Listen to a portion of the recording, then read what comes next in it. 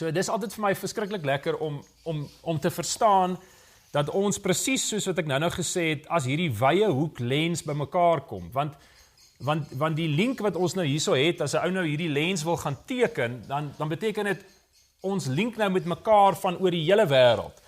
Want dis die probleem met 'n teleskoop, jy kan nie ver genoeg sien nie, want jy kan nie 'n groot genoeg lens, enkel lens bou nie, want naderhand is hy groter as die stad, groter as die land, groter as die aarde. Want hoe groter die lens is, bepaal hoe ver jy kan sien. En as 'n ou hierdie tipe lens het wat ons nou vandag van praat, waar iemand sit in die Kaap en iemand sit hier en iemand sit daar, ek wil dis nou wel fisiese plekke, dan kry mense 'n bietjie van die idee van hoe God besig is om ons almal toe te rus, sodat ons as 'n korporatief kan begin verder en dieper kyk binne in sy agenda in. So die mense wat deel is van hierdie proses en wat saam soek, ek meen sal kan getuig hoeveel vreugde daar is om iets uit te vind, om iets te ontdek, om 'n nuwe in die gees sterrekonstellasie uit te vind, wat nog nooit voorheen uitgevind is of gesien is nie. So, ek wil glo dat vandag se bediening is miskien 'n voorbeeld van dit, of miskien 'n getuienis van dit, iets wat in die sterrehemel gesien is, 'n konstellasie wat gesien is, en ek wil eintlik nou maar net vir julle kom vertel daarvan, en ek vertrou God dat hy my woorde sal duidelik maak, sodat ons sal kan verstaan, maar presies wat is op sy hart ten opsigte van hierdie verhaal. Nou, ek wil met julle begin en net weer 'n gedeelte met julle deel wat ek weet julle ken goed. Dis die gedeelte waar Samuel vir Saul salf as koning. Dis 1 Samuel 10. En dan wat interessant is, daar staan Samuel het 'n kruik gevat met olie in en hy het vir Saul gesalf met hierdie kruik. En dan gaan die gedeelte nou verder in vanaf 1 Samuel 10 vanaf vers 1, so eentjie verder, vers 5, dan is Samuel nou besig om oor Saul te profeteer. Hy sê vir hom 'n klomp goeters. Hy sê, dit sal met jou gebeur, en jy sal deur hierdie proses gaan, en dan gaan dit met jou gebeur, en wanneer al hierdie goeters gebeur, dan sal jy weet, maar die Here jou God is jou God, en jy sal weet dat dit wat ek vir jou vandag gesê het, is die waarheid. Ek wil dis 'n ongelooflike kragtige profetiese woord wat Samuel bring. Ek meen hy profeteer tot op die letter en al hierdie goeders gebeur presies soos wat hy gesê het. Maar wat vir my belangrik is, net as 'n vertrekpunt om hierso op te let, is Samuel salf vir Saul met 'n mensgemaakte ding, met 'n kruik.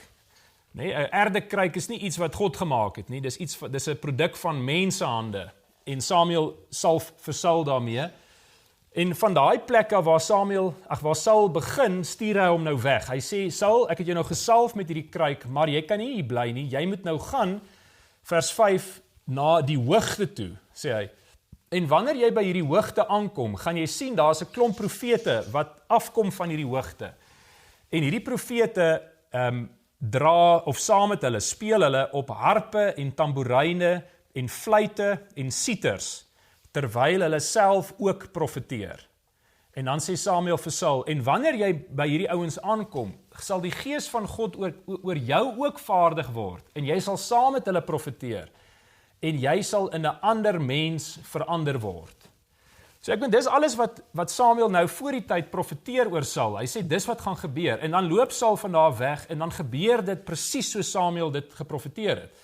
Hy kom tussen hierdie profete, en ou kan sommer nou maar net dink, as ek die prentjie nou moet inkleer, die mate van vreugde wat hierdie profete het, soos hulle loop en hulle speel met hulle harpe. Daniel het ons nou geleer van die harp. Jy kan nie 'n harp speel, of jy speel 'n harp uit die vreugde uit, en jy doen dit net omdat dit vir jou lekker is. En hulle speel 'n fluit, en hulle speel tamboeryne, en wat is die ander ding? Hulle speel siters, en hulle het vreugde, en hier kom Saul by hulle aan. En dan sê die skrif, het daar iets in Saul se hart verander. Hy het 'n nuwe mens geword. Hy het nie fisies verander nie, dit moes iets nou aan sy binnekant gewees het, nee, wat verander het. Hy het 'n toestand van hart het verander, en hy het self ook begin profeteer, en van daar af dan die uitdrukking wat sê, is Saul dan nou ook onder die profete. Nou wat interessant is dis nie die enigste keer wat dit met Saul gebeur het nie. 'n Entjie later in sy lewe speel dieselfde ding hom net so af. Op daardie stadium is Saul op jag agter Dawid aan, Ja, en dis nie die eerste keer of die enigste keer wat hierdie tipe storie met Saul gebeur nie. 'n Entjie verder in sy lewe is hy agter Dawid aan, hy jag hom, hy wil hom nou seker nou maar doodmaak, omdat dit 'n bedreiging vir sy koningskap is. So mense kan nou sien, Saul neig heeltyd terug na hierdie plek van hierdie kruik toe, né? Hierdie mensgemaakte hardheid van 'n hart, waarvan hierdie kruik nou 'n simbool sal wees. En dan soek hy vir Dawid, en dan vra hy vir die mense, waar is Dawid? En dan sê hulle, Dawid is by Samuel, by, wat hulle nou noem, daar in die skrif, dis 1 Samuel 19, Dawid is by Najot in Rama, dis die plek waar Dawid is, dis waar Saul is, dis die profeteskool, as jy daai Najot in Rama vertaal, dan noem jy hom House on the Hill in Engels.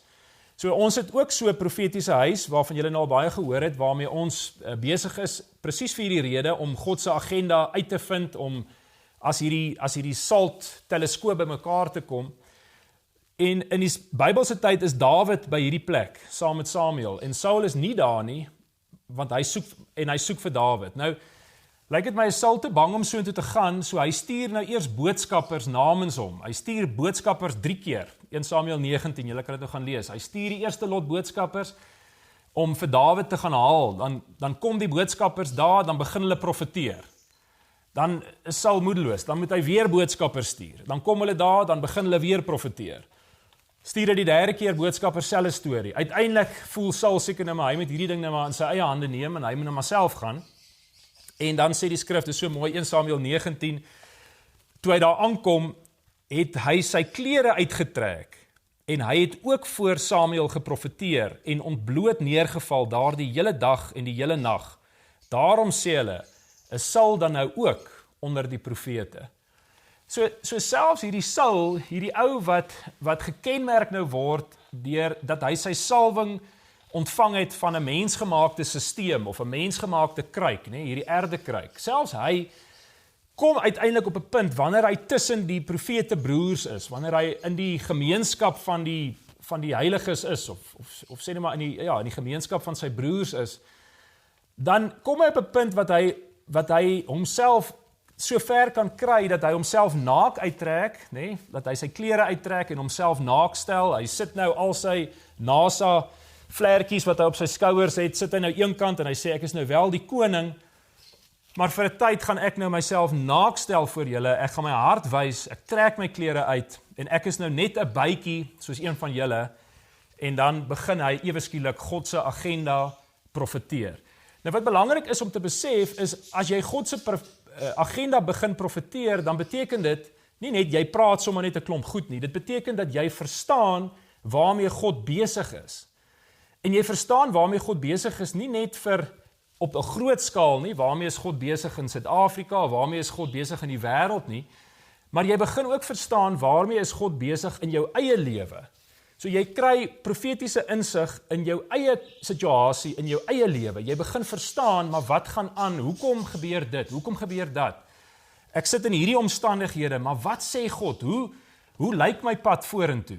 Wat moet ek doen? Verstaan julle, dis baie praktiese dinge, maar ons het ons salwing uit 'n erdekruik uit ontvang, so ons is dikwels te bang om, so Saul, ons wil eerder 'n boodskapper stuur, ons wil 'n tussenganger hê wat vir ons kom sê, wat sê God en wat sê die profete, want ons is te bang, dink ek, om werklik naak te staan voor ons broers rondom 'n spesifieke saak. Want is eers wanneer 'n ou op daai plek kom, wanneer jy, so Saul, sonder enige pedigree, sonder enige agtergrond, ook bewus kan word van God se agenda, wanneer jy jouself naak uittrek, en daar sal van jou ook gesê word, Saul is onder die profete, of Breers is onder die profete, of Monique is onder die profete, want ewe skielik het jy jouself naak gestel voor jou broers. So julle, hierdie is vir my 'n baie belangrike beginpunt, en jy kan jouself eintlik net naak stel as jy jou koningskap aflê, want dis wat Saul moes uiteindelik gedoen het. So dis hoekom ek sê, jy kan dit nie doen, as jy nou hierdie pastoor, profeet, apostel, dominee persoon is nie. Jy moet daai dinge jy kan neerlê voor die voete van die heiliges, en jy moet kan sê, maar ek is nou nie meer Saulus nie, ek is nou Paulus. Okay, maar dis nou 'n lang inleiding wat ek nou met julle wou deel. Toe ek voorberei het vir vandag se byeenkoms, toe gee God vir my 'n skrifgedeelte Wat ek nou eers moes mee gaan worstel, is Jesaja 16 vers 11, wat ek vir julle wil lees.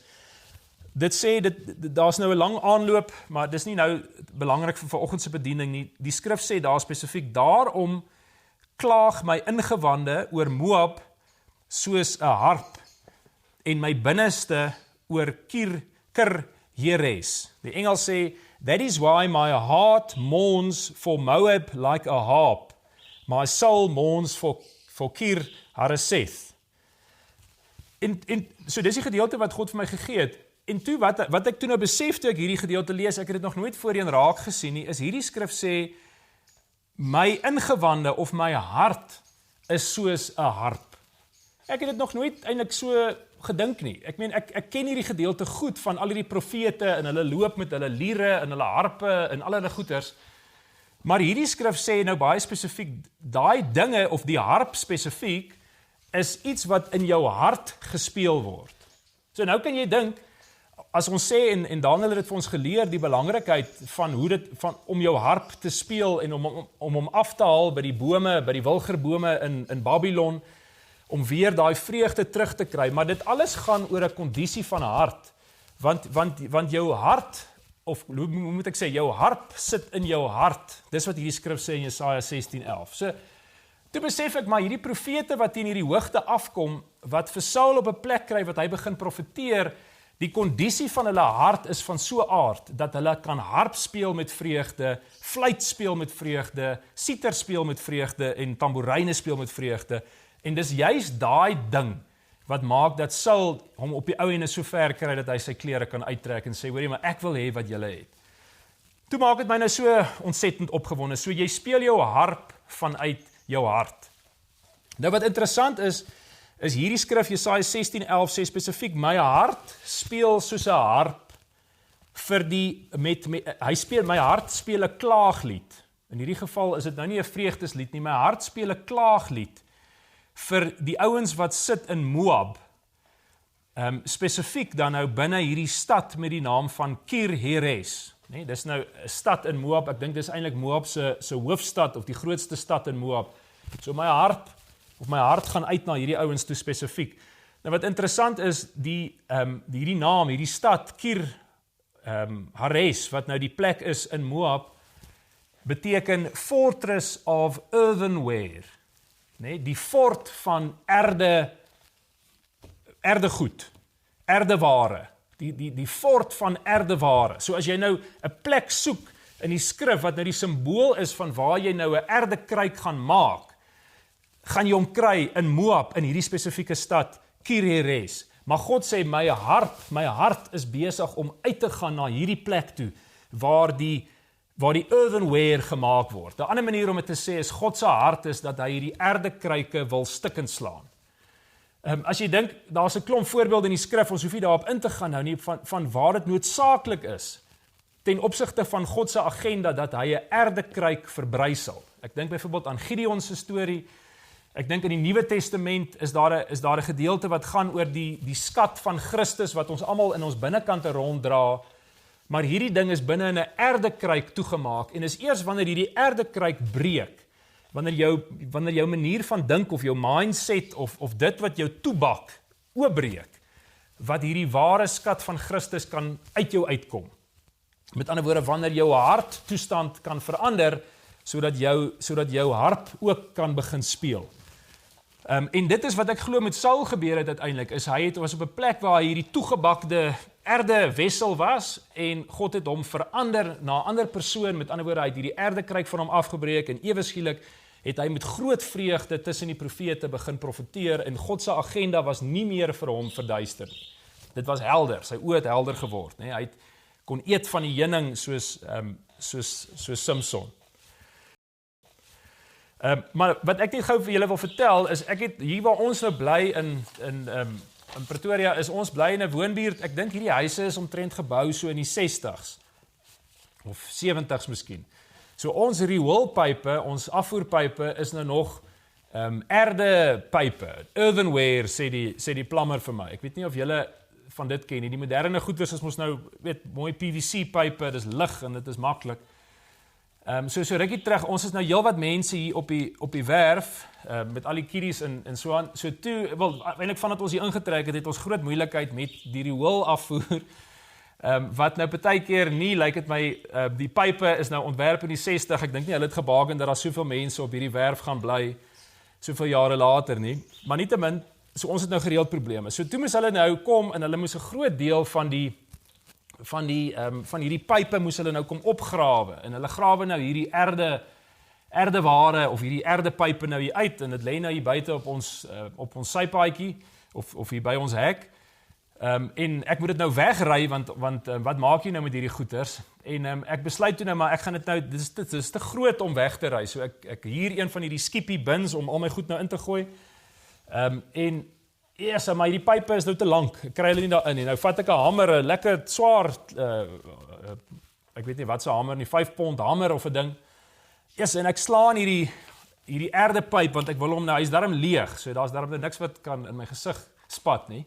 Maar nietemin, ek begin hierdie ding kap en ek kap en ek kan nie vir julle sê hoe hard ek hierdie pype moet kap tot hulle uiteindelik nou begin kraak en uiteindelik begin breek nie. En dit het nou nogal 'n indruk op my gemaak daai tyd, want ek het nie besef dit kan so hard wees nie. Dat jy uit hierdie erdeware so 'n verskriklike harde ding kan maak nie. Maar hoekom ek nou vir julle die hele storie vertel nou maar net, is vir hierdie rede, ek dink hierdie fortress of earthenware is so 'n sterk stronghold in ons lewens, dat dit ons absoluut keer om so Saul uiteindelik naak voor mekaar te kan staan. So dit kry ons die heeltyd op 'n plek wat ons, omdat ons voorgee iets wat ons nie is nie, of omdat ons nie lus is om ons NASA commander klere uit te trek en vir mekaar te sê, hoorie, ek ken ook maar net 10 dele nie, hou dit ons die heeltyd in blindheid rondom God se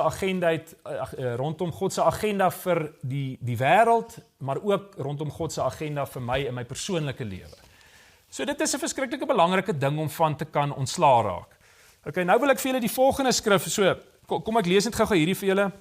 Dit sê, jy kan eers ek het dit nou maar vir myself hier opgesom, jy kan eers die blye boodskap bring van God se agenda, as die erdekruik stikkend geslaan is, en jy in 'n ander mens verander word. So hierdie erdekruik wat jy om jou hart sit, moet jy stikkend slaan, sodat jy in 'n ander mens kan verander, sodat jou harp kan begin speel, en sodat jy kan lewe, sodat jou vreugde kan terugkom. Nou hier's 'n ander skrif, nee, ek het nou vir julle gelees, Jesaja 16 vers 11, nou lees ek Jeremia 48 vers 35, en hoor hierso, dit klink baie bekend, want ons het nou eintlik dieselfde skrif gelees, nou net in Jesaja, hoor mooi. En ek sal in Moab 'n einde maak, spreek die Here, aan hom wat op die hoogte offer en rook laat opgaan vir sy God. Vers 36, daarom klaag my hart oor Moab soos fluite. Ja, my hart klaag oor die manne van Kir-Jeres soos fluite. Ek het nou vir julle gelees, toe sê ek, God sê, sy hart klaag oor die manne van Moab soos 'n harp. Nou sê dit, God se hart klaag oor die manne van Moab soos 'n fluit. My hart klaag oor die manne van Kir-Jeres soos fluite. So dis presies dieselfde konsep wat God hierso deel is. Hy sê dat daar's ouens wat sit in Moab en hulle is vasgevang in Kir-Jeres in hierdie fortress of earthenware, en dit is eers wanneer die fluite begin speel. Dit is eers wanneer die harpe begin speel, wanneer hierdie earthenware, hierdie erde rioolpype kan oopbars en gebreek word, sodat hierdie ouens se harte kan vrykom, sodat hulle kan verander van gedaante soos Saul, sodat hulle kan begin saam profeteer. So dis nie net met ander woorde jou harp wat jy uit jou hart uitspeel nie, dit is ook jou fluit wat jy uit jou hart uitspeel. Nee, dis nou daai twee skrifte wat ek gelees het, Jesaja 16:11, Jeremia 48 vers 35. Nou al twee hierdie musiekinstrumente is waarmee die profete vir Saulus tegemoet gekom het. Onthou julle, ek het dit vir julle gelees, 1 Samuel 10 vers 5, die profete het harpe gehad, hulle het tamboeryne gehad, hulle het fluite gehad en hulle het siters gehad. So beide die fluit en die harp speel jy uit jou hart uit en hy kom met 'n baie spesifieke funksie. Hy moet die earthenware shatter. Nou dit voel vir my dit is naïef seker om te sê dat dit net waar sal wees van die harp en die fluit. Dit moet natuurlik ook dan waar wees van die tamboerijn en die siter. So al hierdie instrumente wat tot die profete se beskikking is daar vir 'n baie spesifieke doel, en dit is om hierdie earthenware, hierdie fortress, heeltemal te verbreek en te laat verkrummel. So ek dink al hierdie 4 musiekinstrumente word uiteindelik uit jou hart uitgespeel, en die kondisie van jou hart bepaal of jy 'n klaaglied speel, en of jy 'n loflied speel.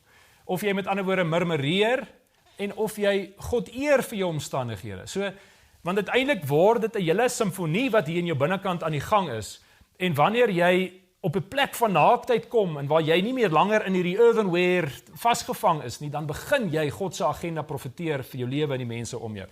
Julle, so hierdie maak my ontsettend opgewonde, want dit voel vir my, God is besig om ons baie stelselmatige, praktiese tools te gee, instrumente te gee, om sy agenda mee te ontsyfer en te verstaan. Okay, so, ek het nou vir julle gelees, Jeremia 48 vers 35 en vers 36, dit was die gedeelte wat sê, my hart is soos fluite, en my hart speel vir die ouens in Kirjeres, die ouens wat in die fortress sit. En dan sê vers 37, net die volgende skrif, en julle moet hierdie nou aan die oor knoop, ons gaan nou weer daaroor praat, hierdie ouens wat sit in Kirjeres, vers 37, hulle hoofde, hulle koppe, hulle hoofde is kaal, en al die baarde is afgeskeer, op al die hande is snye, en om die jippe is 'n roukleed. So hierdie ouens, ek wil, dis nou 'n slegte prentjie wat nou geskets word van mense wat in daai plek van gevangenes sit, maar die punt is, jy dra 'n roukleed, so daar's geen vreugde nie, en jou kop is kaal, met ander woorde, jy is 'n kaalkop, nee, jy het nie hare op jou kop nie, ons gaan nou weer ietsie daaroor sê. So dit is nou amper ter agtergrond. So al hierdie instrumente is, soos ek nou gesê het, amper soos 'n simfonie wat hier uit jou hart uitkom, en wat afhangende van die kondisie van jou hart, of vir God eer bring, of vir hom oneer bring, afhangende van wat aangaan aan jou binnekant. Nou luister gou hierdie gedeelte, Psalm 40 vers 9, sê die psalmdigter, ek dink is Dawid, wat sê, ek het lus, o my God, om u welbehae te doen, en u wet is binne in my ingewande. Nee, die ander manier om dit te sê is, u wet is binne in my hart. So hierdie is vir my nou net 'n verdere ontvouing van wat ons vandag praat, is hierso sê Dawid, maar weet jy wat, ek is lus om God se agenda te doen. Ek is lus om dit te doen, want hy het sy wet binne in my hart geskryf, of sy wet is in my ingewande. Saam met al hierdie musiekinstrumente is daar ook 'n wet, en hierdie wet wil ek hê moet uit my uitgaan, soos musiek. Ek het nog nooit so daaraan gedink rondom 'n wet nie, want die woordjie wat nou hier staan vir wet is die woordjie Torah. Nee, ons ken die Torah. Die Torah is die Ou Testamentiese wet, wat sê jy mag so maak, maar jy mag nie so maak nie. Maar die woordjie wet, as jy hom gaan afbreek nou na sy eenvoudigste betekenis toe, dan beteken die woordjie wat vir wet gebruik word, beteken 'n rivier. En meer as dit beteken ook om te vloei soos 'n rivier, maar dit beteken ook om te vrees. So om hierdie goeders nou bymekaar te sit, as God sê, maar die wet wat hy in jou hart geskryf het, is nooit die wet gewees wat soos 'n skaduwee oor jou kom hang het, die wet van Moses, jy mag so maak en jy mag nie so maak nie. Die wet wat hy in jou hart gelê het, is 'n rivier wat begin vloei wanneer jy onder die vrees van die Here staan. Dit is die wet. Met ander woorde, dis 'n ding wat in jou ingewande geskryf staan, jy verstaan op grond van gehoorsaamheid, wat om te doen en wat om nie te doen nie. Wat sê God en wat sê hy nie? Wanneer moet ek links gaan, wanneer moet ek regs gaan? Jy het nie 'n uitwendige earthenware struktuur nodig om vir jou te help, om jou in te bottel, sodat jy onder die wet hoef te bly nie. Jy het sy ware wet soos 'n rivier aan jou binnekant, en hierdie rivier vloei soos wat God hom lei. Maar daar's een voorwaarde, jou hart moet onder die vrees van die Here wees. Nee? Ons begin nou ook verstaan, wat beteken dit om onder die vrees van die Here te leef? Weet julle wat, in eenvoudige terme, beteken dit nou maar net, dat jy moet in vandag wees. ons sê dit miskien te veel vir mekaar, jy moet in vandag wees, dat as mens dit nou hoor, dan luister mens dalk nou nie meer nie, maar om in vandag te wees beteken dat ek aanvaar, dat alles wat vandag in my lewe aangaan, is so, omdat God dit so gewil het. En as ek dit aanvaar as 'n waarheid, dan gee dit my regtig die vrees van die Here. Want dan besef ek maar, die goed waarmee ek sukkel, die uitdagings wat ek het, al die tekortkominge, die vrese, al die dinge wat ek het, is deur God daar gestel om die earthen bak wat om my, die erdekruik wat om my hart gebou is, te kan shatter. As ek in vandag in gehoorsaamheid voor hom staan. En dit bring my onder die vrees van die Here. En die oomblik wanneer dit gebeur, dan verander daar iets aan jou binnekant. Dan skuif hierdie wetse skade weer weg van jou af. En daar's 'n nuwe wet wat uit jou hart uitvloei soos water in die vrees van die Here. Nou, ek sal miskien nou ietsie weer daaroor sê, maar julle kan nou al dink, ons praat nou al hoe lank oor die droogte, nee, ek bedoel, daar was hierdie jaar was daar goeie reëns gewees en daar's baie getuienisse, maar ek voel die eerste keer of die rede hoekom ons uiteindelik op hierdie plek uitgekom het wat die fisiese natuur ook begin verander, dat daar waterstrome uitbreek in die wildernis en in die woestyn, is omdat ons begin verstaan het, maar wanneer jy hierdie erdekruik om jou hart begin oopbreek, dan is daar 'n wet wat soos 'n waterstroom uit jou hart uitvloei, en die natuur moet antwoord gee op daai wet. Okay, amen. So ek raak nou miskien 'n bietjie meegevoer met hierdie ding, dit is nou vir my ontsettend exciting, maar die punt is, daar's hierdie rivier in jou, en hierdie rivier wil uitgaan, hy wil vloei, hy moet vloei, en wanneer jy onder die vrees van die Here kom, dan vloei die rivier. Okay, en so ek het nou vir julle gelees, Psalm 40 vers 9, die wet is in my ingewande, vers 10 sê, ek het 'n blye boodskap van geregtigheid, wat ek in die groot vergadering wil verkondig. So jy kom op hierdie plek, en jy het 'n blye boodskap wat jy wil bring. En dan vers 13 sê, want onheile sonder getal het my omring, my ongeregtighede het my ingehaal, en ek kan nie sien nie, hulle is meer as die hare van my hoof, en my hart het my verlaat. So hier teen die einde van Psalm 40 is daar 'n half 'n draai, want Dawid skets nou die twee kante van die muntstuk, as mens dit so wil sien. Aan die een kant waar sy hart binne God se agenda is, of waar sy hart nie gevange is nie, en aan die ander kant sê hy, maar tog struikel ek soms, dan kom ek op hierdie plek van gevangenheid, en wanneer ek op hierdie gevangenheid plek gekom het, sê vers 13, het my hart my verlaat, en my ongeregtighede het meer geword as die hare op my hoof. Okay, onthou net daai ook, ons gaan nou miskien ook ietsie daaroor weer sê. So my ongeregtigheid het so baie geword, dis nou meer as die hare op my hoof.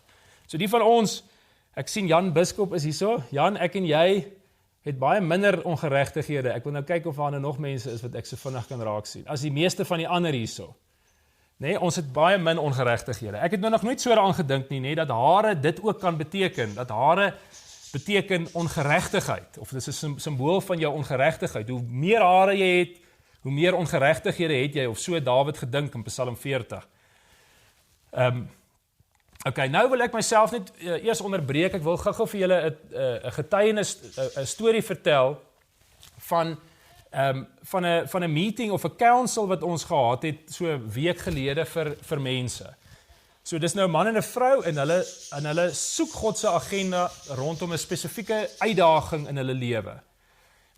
En hulle sukkel om tot sy waarheid te kom, want hulle het konsepte, hulle kry woorde, maar is vir hulle moeilik om dit te integreer, om die hele prentjie te kan verstaan. So hulle sukkel om die volle waarheid van die saak te kan raak sien. Julle, ek wil net gou vir 'n oomblik stop, ek is nou weer terug, ek moet net gou iets doen, gee net my 'n sekonde. Okay, ekskuus vir die onderbreking julle, ek het nou, julle sal nou nie glo nie, maar ek weet nie of julle dit kon hoor nie, maar het julle die voeltjie gehoor wat so vreeslik sing?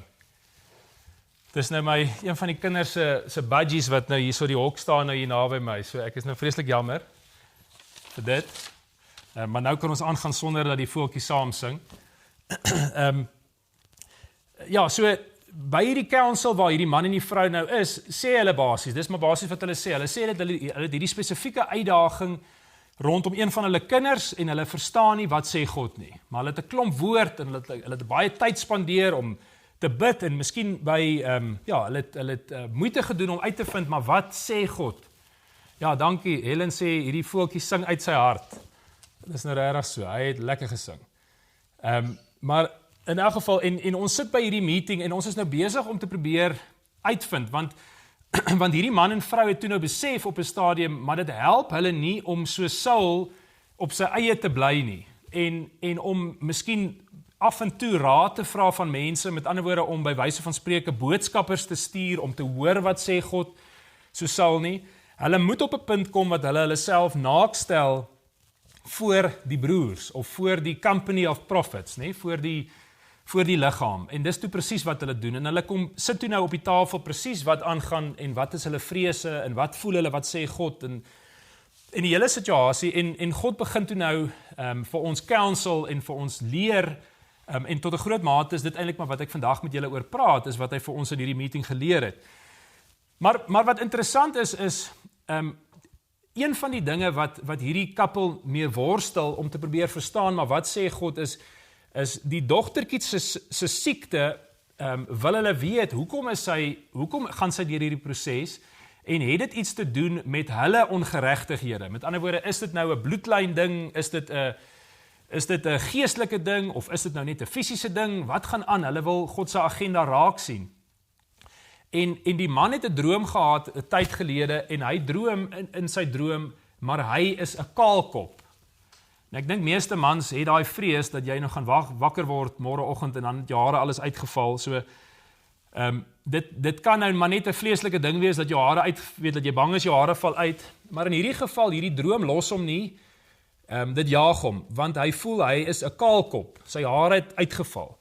Nou julle weet, ons sê altyd vir mekaar dat jou hare is 'n simbool van die heerlikheid van God. Toe Samson sy hare afgeskeer is, toe verloor hy die heerlikheid van God en op grond daarvan verloor hy sy krag en hy's niks werd nie. So met ander woorde, as jy droom dat jy jou hare verloor, kan dit tog nou nie 'n goeie ding wees nie, want jy het jou heerlikheid verloor. Jy het God se waarheid verloor.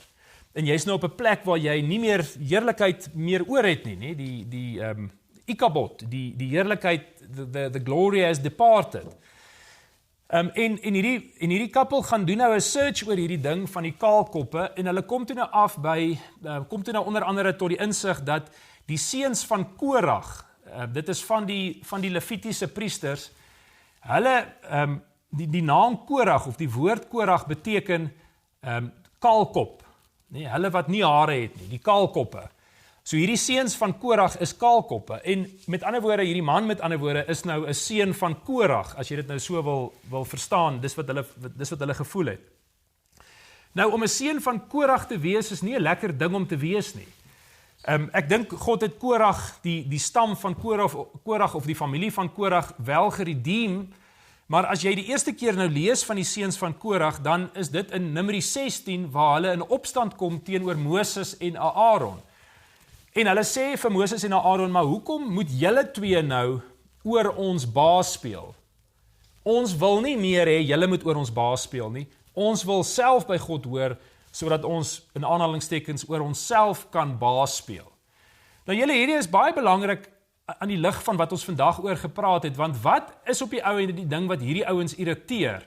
Hulle raak geïrriteerd met hulle konsep, met hulle idee van 'n hiërargiese stelsel. Sien julle, hulle wil rebelleer teen dit. Hulle hou nie van dit wat hulle ervaar as Moses en Aaron wat nou die uitgesoekte tweetjies is en hulle is nou die voorlopers en hulle hoor by God en ons moet nou net daarby inval. Hulle hou nie van dit nie. Dit laat hulle ongemaklik voel. Maar ek dink hulle misverstaan hoe die stelsel werk. Ek dink dit sou vir hulle beter gewees het om te verstaan soos wat ons vandag vir mekaar gesê het. Maar ons almal ken maar bloot ten dele. Ons almal is maar net bytjies op soek na nektar en ons besef dat elke ou kan net 'n teelepel heuning maak. Daar is nie een ou wat al die heuning maak nie. Maar die seuns van Korag is nie op daai bladsy nie. Hulle voel maar hulle wil die heuning maak. Hulle wil op hierdie hiërargiese leer klim en hulle wil bo uitkom hierdie klomp kaalkoppe. en hulle murmureer, en hulle rebelleer, en hulle het verharde harte, en hulle konfronteer vir Moses, en so gaan die gedeelte dan nou verder, en dan uiteindelik verhef hulle self so, en dit is nou 'n lang storie wat ek eintlik graag met julle wil deel, maar terwille van tyd sal ek dit nou nie doen nie. Hulle bring 'n offer voor God in hulle vuurpanne. Nee, elke ou het 'n vuurpan en dan gooi hulle reukwerk op. Met ander woorde, hulle wil vir God 'n aangename geur offer. Maar hy neem nie hulle offer aan nie, omdat die kondisie van die simfonie in hulle harte vir hom glad nie aanneemlik is nie. En dan sê die skrif die volgende in vers 32, en die aarde het sy mond oopgemaak en hulle verslind, saam met hul huisgesinne en al die mense wat aan Korag behoort het. So het hulle dan, en alles wat hulle sin was, lewendig na die doderyk afgedaal, en die aarde het hulle oordek, en hulle het omgekom uit die vergadering uit. Ek meen, dis 'n verskriklike beeld. Die aarde skeer sy mond oop, en hy sluk hierdie ouens in, en hy trek hulle af onder die grond in, en die aarde maak toe, en hierdie ouens is weg. Die aarde het oopgeskeer, en hierdie seuns van die kaalkoppe ingesluk. Okay, nou kan julle dink, ek meen, as jy nou hierdie droom gehad het, en jy's nou 'n kaalkop, of jy voel nou, jy's 'n kaalkop in hierdie droom, en jy lees hierdie gedeelte van waar jy besef, maar hier's al die negatiewe koneksies aan 'n kaalkop, dis 'n ou wat murmureer, dis 'n ou wat rebelleer, dis 'n ou met 'n verharde hart, dis 'n ou wat sy offers vir God glad nie aanneemlik is nie, en dis 'n ou wat uiteindelik deur die aarde, hy en sy gesin, heel ingesluk word. Ek meen, dan kan jy verstaan dat 'n man wat so droom het, in absolute vrees is vir die situasie waarin hy sy gesin laat beland het. Nou, wat interessant is, en dit is toe wat God vir ons nou begin leer in hierdie meeting, en dit is nou eintlik nou maar die kruks van vandag se byeenkoms, is God sê toe nou vir ons, maar wat jy moet onthou, is daar moet in hierdie bediening, maar ook in ons elkeen se lewens, moet daar 'n muntstuk, 'n geldjie, moet omgedraai word. So 'n geldjie, 'n muntstuk, het twee kante. So 'n ou kyk hom dikwels van die een kant af, maar jy moet hom ook op 'n manier kan omdraai, sodat jy hom kan kyk van die ander kant af. En toe ons nou dit begin doen in hierdie byeenkoms, en ons begin nou hierdie saak van die kaalkop van die ander kant af bekyk, toe maak hierdie sin nou vir die eerste keer toe maak hierdie skrif vir die eerste keer sin, Psalm 40 vers 13. Ek het dit nou vir julle gelees, onthou julle, dit was Dawid, wat ek gesê het, hy val heeltyd tussen hierdie twee plekke, hierdie kondisies van hart, dan sy aan die een kant, dan sy aan die ander kant, toe hy nou aan die negatiewe kant sit, toe sê hy die volgende, toe sê hy, want onheile sonder getal het my omring, my ongeregtighede het my ingehaal, hulle is meer as die hare van my hoof. My ongeregtighede is meer as die hare van my hoof. Maar weet julle, toe ek dit nou lees, en toe besef ek, maar as jy met ander woorde 'n kaalkop is, dan beteken dit, dat jy geen ongeregtighede meer het nie. Nee? Hoor julle dit? Sien julle dit? Daai skrif sê, as jy, God weet, hy ken my ongeregtighede, hy weet, hulle is meer as die hare op my kop. Met ander woorde, as God vir my sê, ek is 'n kaalkop, by implikasie sê hy vir my, weet jy wat? Jy het geen ongeregtighede meer nie. Jou ongeregtighede is van jou af skoon gewas. Ek dink nie meer daaraan nie. Julle, maar dit is so 'n bevrydende woord vir hierdie man, maar vir my, vir elkeen van ons om te besef, dat daar is twee kante rondom hierdie saak. As God sê, jy's 'n kaalkop, miskien sê hy eintlik vir jou, weet jy wat, jy het geen ongeregtighede oor nie. Met ander woorde, dit wat met jou kind aangaan, is nie as gevolg van jou ongeregtighede nie, want jy is 'n kaalkop. Ek wens, iemand kan sê amen, ek sien iemand sê amen. Raak julle ook opgewonde oor hierdie ander kant van die muntstuk wat God sê, maar weet julle, jy moet hom omdraai. Hoor hierso, Levitikus 13 vers 40 sê die volgende, hy sê, en as 'n man se hoof kaal word, is hy 'n kaalkop, hy is rein. Hy is rein. Nou ja, so Jan, ek en jy is die voorlopers, daar soos die ander ouens, ek kan nie almal se foto's hierso sien nie, maar ek is seker hier is nog 'n paar kaalkoppe in die vlees.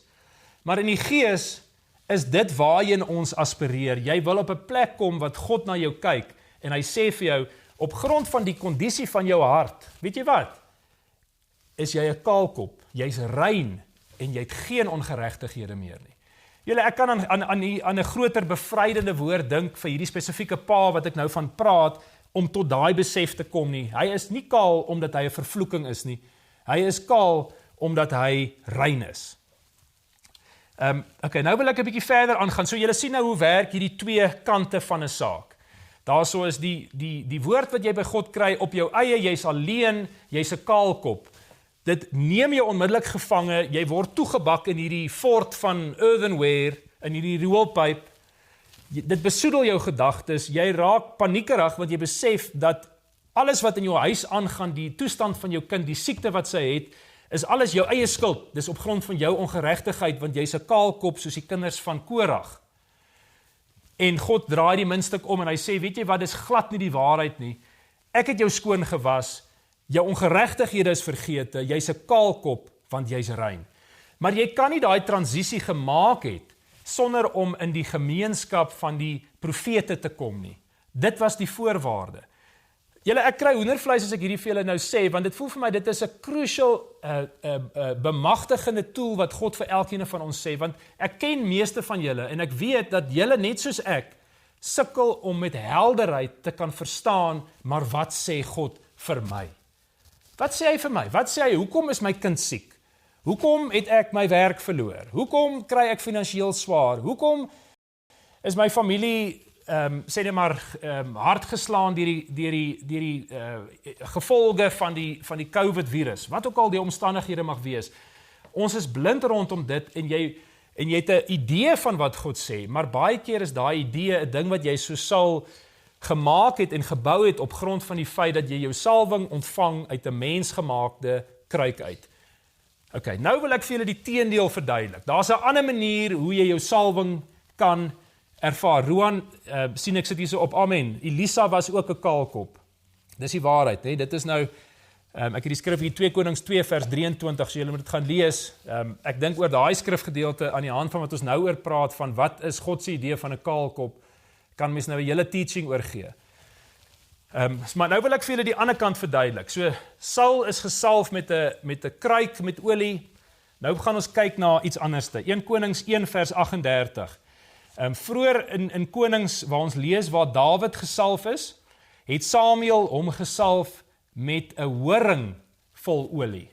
So 'n horing is nie 'n mensgemaakte ding nie. 'n Horing is 'n godgemaakte item. So soos wat jy iemand salf, moet jy natuurlik hierdie horing verhef en jy moet hom oplig, want hulle die olie binne in die horing gehad. Soos wat God die horing verhef, so salf hy sy koning. En dit het met Dawid gebeur. Maar dit gebeur nie net met Dawid nie, dit gebeur ook met Dawid se seun met Salomo. En dis wat ek nou vir julle vandag wil lees, 1 Konings 1 vers 38. Toe het Sadok die priester afgegaan saam met Nathan die profeet, en hulle het Salomo laat ry op die myl van koning Dawid en hom na Gion gebring. En die priester Sadok het die horing met olie uit die tent geneem en uit Salomo gesalf. En hulle het op die ramshoring geblaas en die hele volk het gesê, mag koning Salomo lewe. Ek gaan nou die volgende vers lees, wat eintlik die belangrikste vers is, maar ek wil net vir 'n oomblik hier stil staan. Die plek waar hulle vir Salomo salf met die horing, met die olie in, is nie sommer net 'n plek nie, dis die plek met die naam van Gion. Nou, dis 'n hele lering op sy eie, maar ek voel net dit is belangrik dat ek daarna toe verwys, is hierdie Gion is 'n fontein.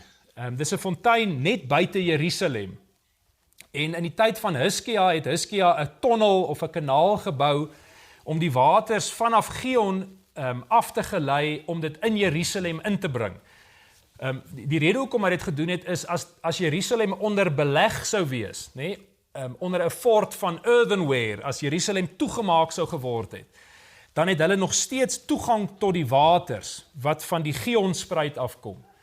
So, en dan hierdie Gionspruit se waters het uitgemond in die poel van Siloam. Okay, so dit is nou ontsettend, dit is weer eens 'n lering op sy eie, want die poel van Siloam is waar die blinde man die modder van sy oë moes gaan afwas toe Jesus hom laat sien het. So dit is wat waar waarna jy genooi word, is na hierdie plek waar jy gesalf word met die koning, met die horing.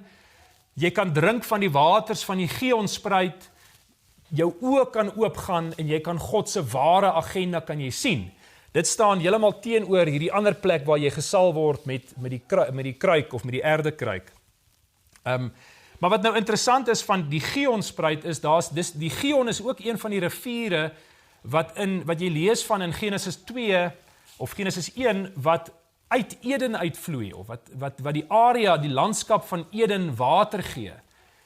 So met ander woorde, die plek waar hierdie koning kom is hy word weer toegelaat om van die Gihonspruit of die Gihonrivier se waters te drink. So met ander woorde, jy kan sien omdat jy weer drink van God se oerwaters van die voortyd. Jy kan sy agenda met ander woorde vir jou lewe onthou en erken. Nou ek bedoel, dit is 'n radikale andersheid as dit wat met Saul die geval is. Bloot omdat hierdie salwing gebeur met 'n horing en hierdie salwing gebeur met niks wat mens gemaak is nie. So, ja, ek is nou jammer, ek moet julle nou nie met detail confuse nie. Hierdie gedeelte is vir my ontsettend opwindend, want dit is 'n realiteit wat my en jou deel word, wanneer ons kan gaan drink by hierdie spruit van Siloam, wanneer ons aan die voet van hierdie kanaal begin funksioneer. Ons noem hierdie kanaal so tussen my en julle, noem ons 'n supertube. En julle sal nou weet, ons het nou al baie daarvan gepraat, maar dis hoekom het my so excite, want by hierdie poel van Siloam aan die voet waar hierdie supertube uitmond, hierdie kanaal van Hiskia, wanneer jy van daai waters drink, dan gaan jou oë oop en jy kan sien soos Samuel en soos Dawid, jy is nie meer blind soos Saul nie. Ok, maar nou, net nadat hy gesalf is, Salomo vers 40, die volk is bly, hulle het absolute vreugde en hulle sê die volgende, of die skrif sê die volgende, toe gaan die hele volk op agter hom aan, terwyl die volk, luister, op hulle fluitte speel en hulle verheug met groot blydskap, sodat die aarde geskeur het van hulle geluid. Is julle? So met ander woorde, hierdie ouens is so bly oor wat gebeur, hulle speel op hulle fluitte, en toe hulle op hulle fluitte speel, toe skeur die aarde oop, vanweë die geluid van hierdie fluitte.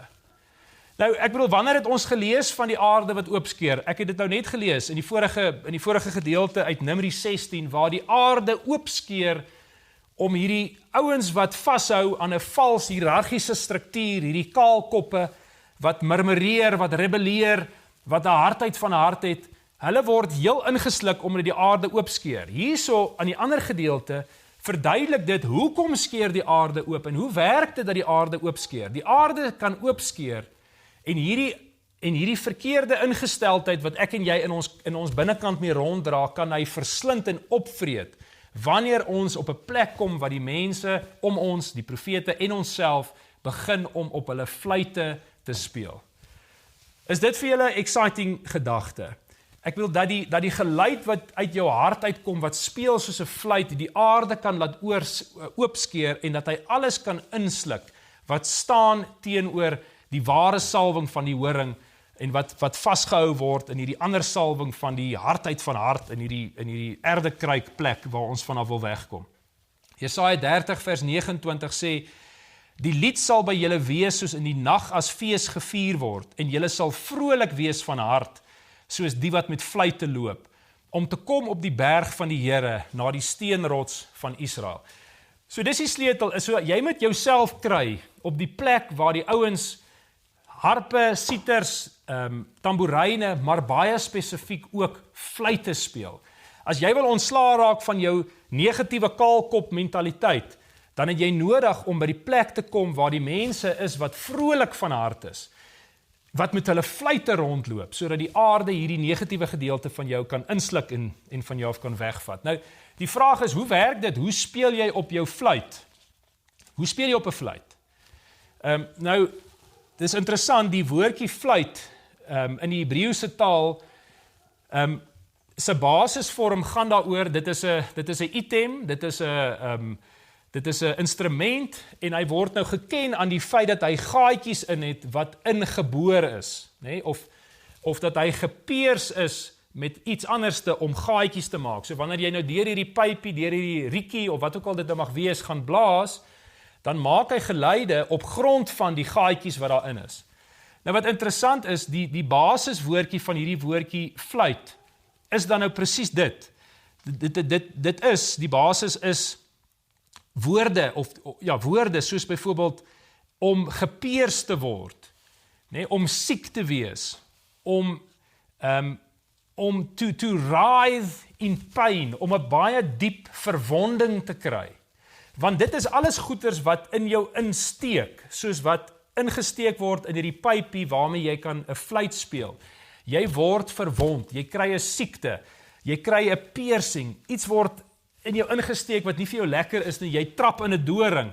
Daar's al hierdie moeilike omstandighede wat met jou gebeur, jy word siek, jy verloor 'n werk, jy verloor 'n geliefde, jy verloor wêreldse sekuriteit. Al hierdie goeters gebeur en dit is besig om jou te steek en te peers, maar dit perforeer jou op die ouene na 'n plek toe wat jy jou fluit kan begin speel as jy dit verstaan. Want aan die positiewe kant is die woordjie, die basiswoordjie vir die woordjie 'n fluitspeler wat al hierdie negatiewe betekenisse het wat ek nou gesê het van piercing en pyn, is ook die woordjie om te kan dans.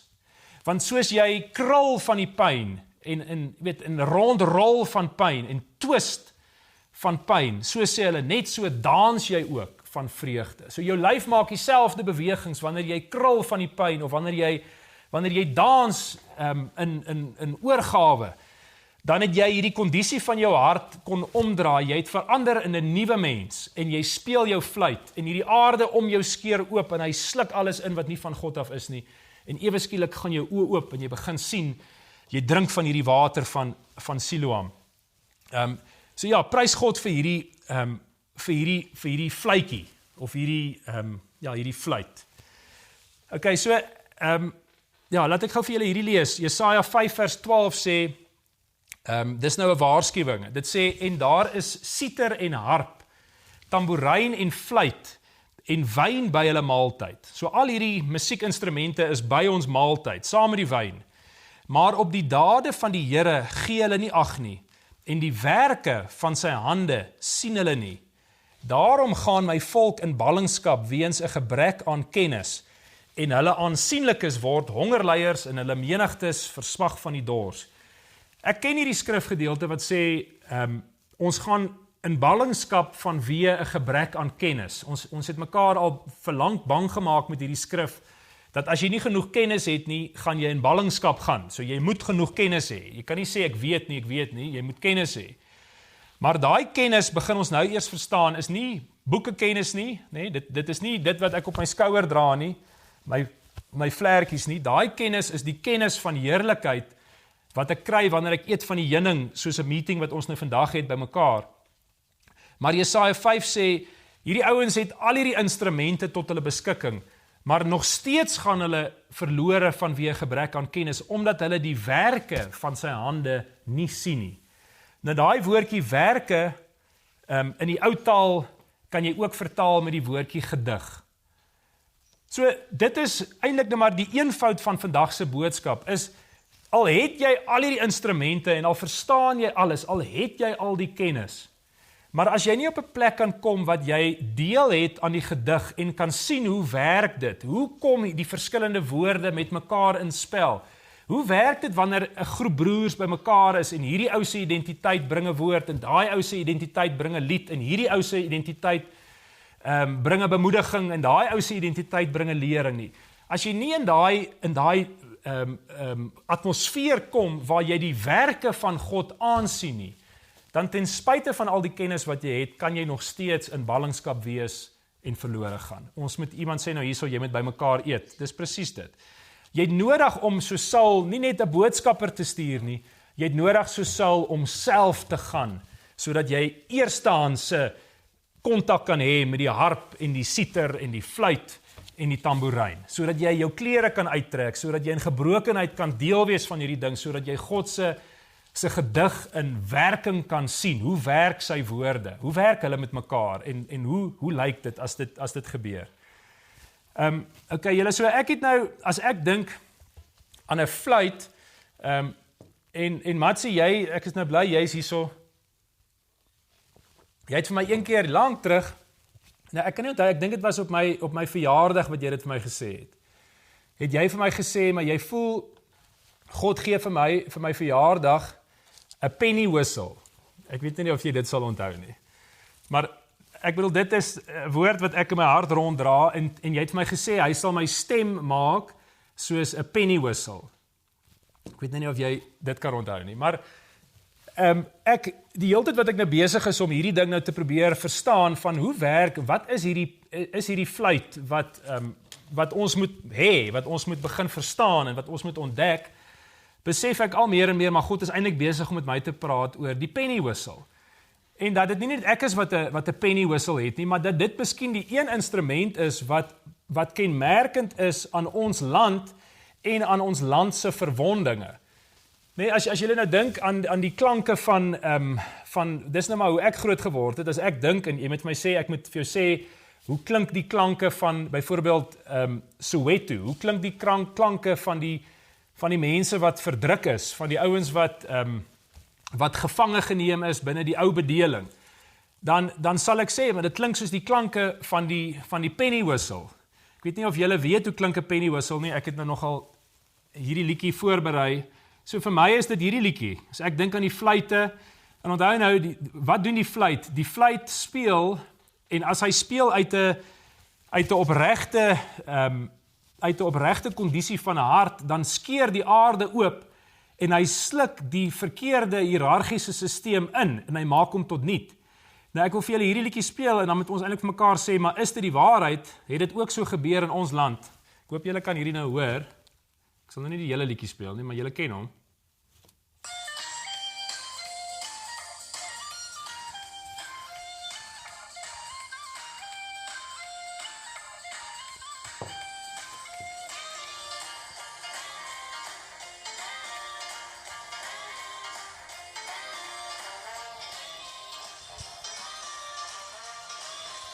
Kijk, ek sien vir Matsie dans daar, maar ek sien nie die rest van nie. Daar is nog iemand wat dans. Is dit André?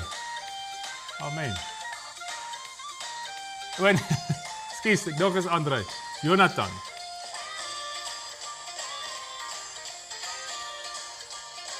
Kom, wys my gou julle gesiggies.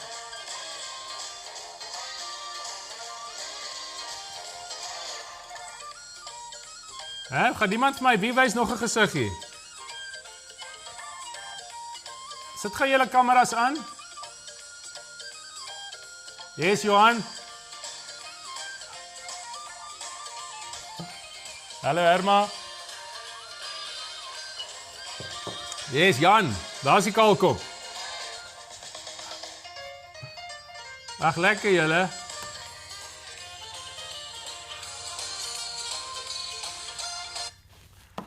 Ag, dankie julle dat julle my nou 'n bietjie gehumour het.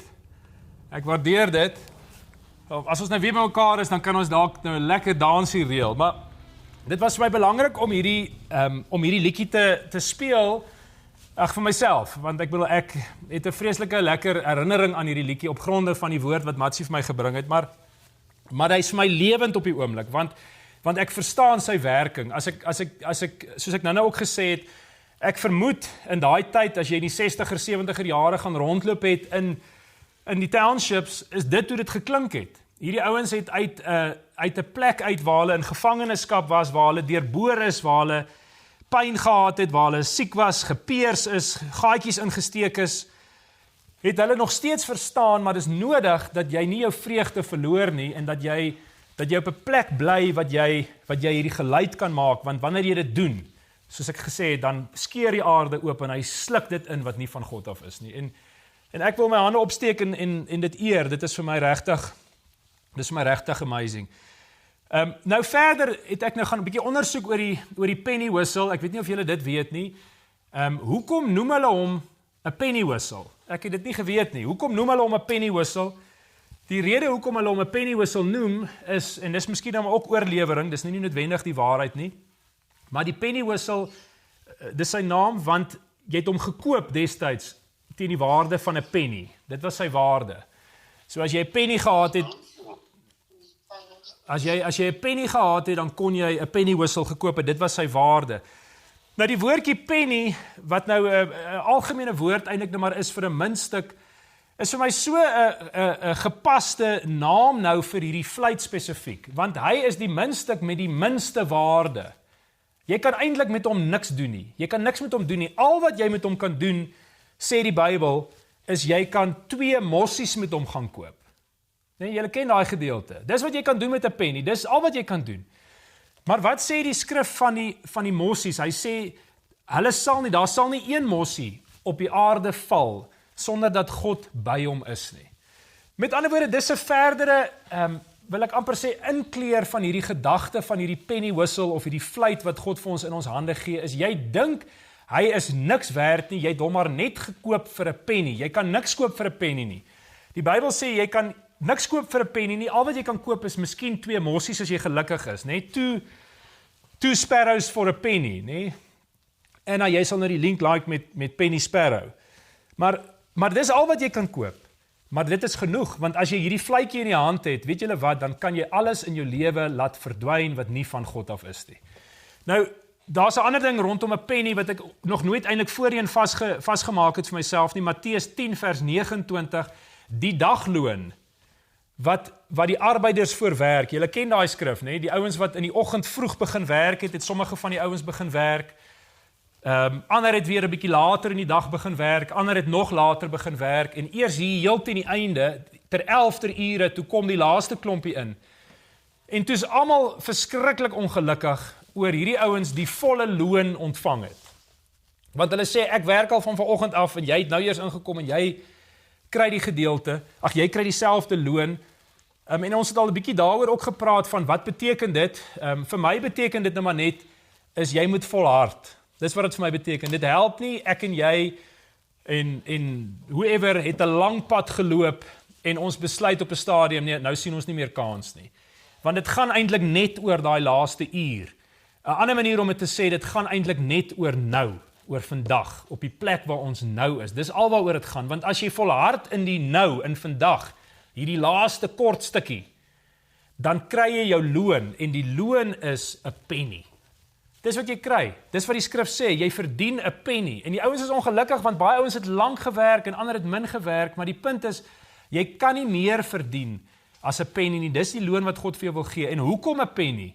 Want ek verstaan vandag, met 'n penny, kan jy vir jou 'n penny whistle gaan koop.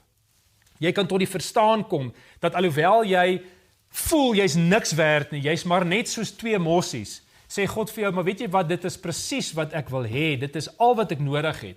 Gaan dan nou, vat jou penny whistle, gaan na jou broers toe, gaan maak musiek saam met hulle, en dan kyk jy, hoe die dinge wat God se onwaarhede oor jou lewe in stand hou, ewe skielik in mekaar stort, en ingesluk word deur die aarde.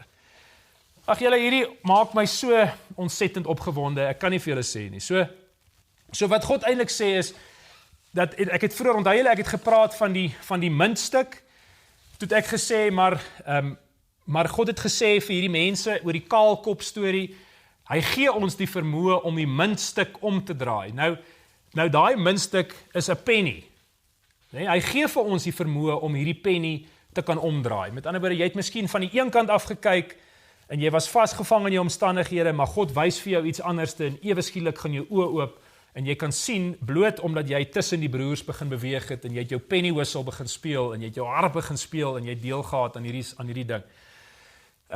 So jy met die muntstuk moet jy kan omdraai. Nou, en ek sal daarmee afsluit, ek het nou nog 'n lang storie, maar ek dink ek het gesê wat ek moet sê, is, wanneer ek en jy, wanneer ons nou gaan 'n wetenskap aangaan, ek en jy, rondom 'n saak, en dit voel vir my dikwels, is dit maar hoe ons verhouding met God ook benader, is, ons sien hom eintlik nou maar as die geluksgodin, nê? Gaan ek lucky wees en hy gaan my help, of gaan ek nie lucky wees nie en hy gaan my nie help nie? Is dit wat hy sê, of is dit nie wat hy sê nie? So, dis amper in 'n sin 'n lotery.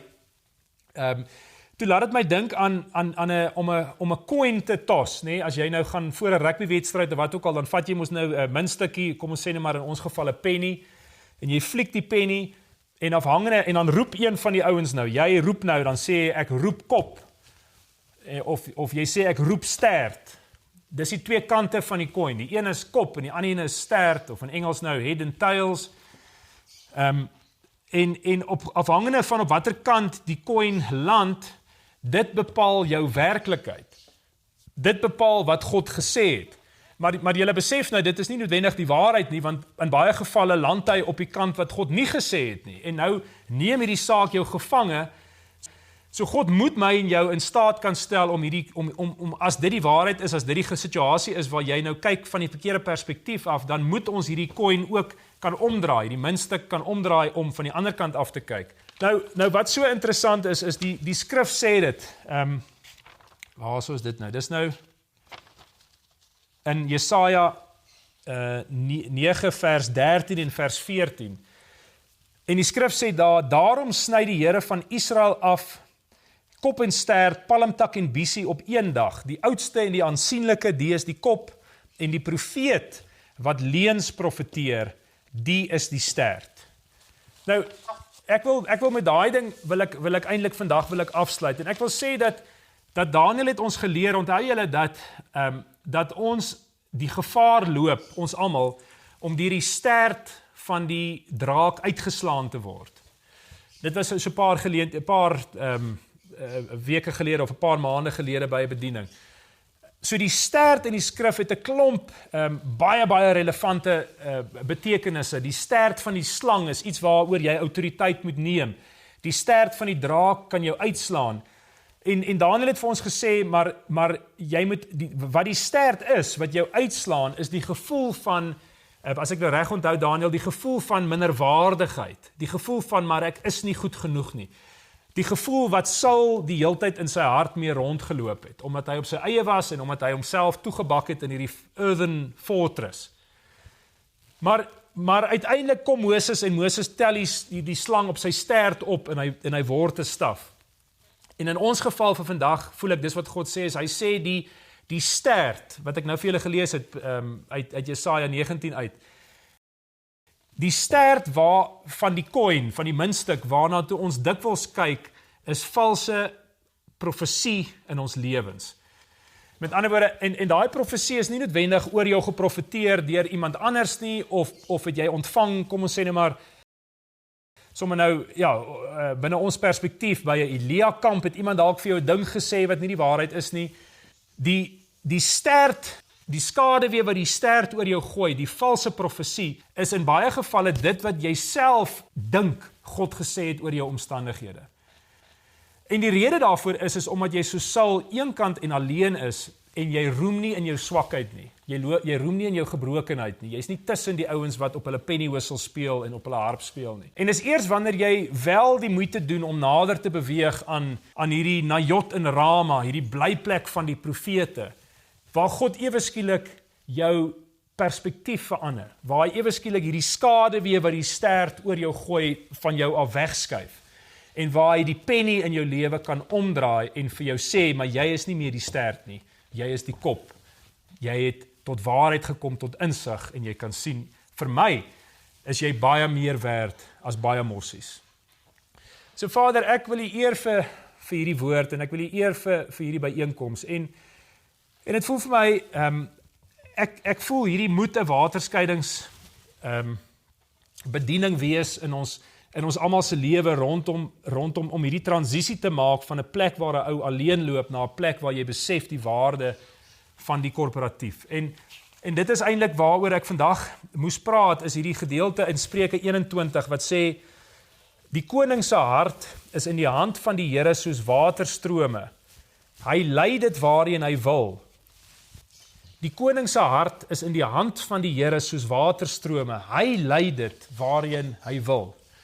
So Vader, ek wil hierdie skrif kom vasmaak, en ek besef vandag dat dit is hoe dit werk, die waarmerk wat ons het, die wete, hoe ek gaan weet na watter kant van die minste kyk ek na die valse profesie stertkant, of kyk ek na die ware beeld van God kopkant, die kaalkop, die ware kaalkopkant, gaan wees as ek my hart kan gaan neersit in die hand van die Here, en daai hand van die Here is 'n korporatiewe hand. Ons sê dit al so lank vir mekaar, ons sê altyd, die hand van God is die vyfvoudige bediening, maar om dit eenvoudig te hou, die hand van God is die is die vergadering van die broers. Dis die byeenkoms waar die bye bymekaar kom, waar ek en jy ons klere uittrek en in naaktheid voor mekaar staan, en op daai plek sê God, jou hart word soos waterstrome, wat hierdie dorre woestynland kan nat lei. Vader, ek wil U eer vir hierdie woord, en ek wil U eer vir die waarheid daarvan, en die excitement wat ek daaroor het, en ek bid dit in die naam van Jesus. Amen.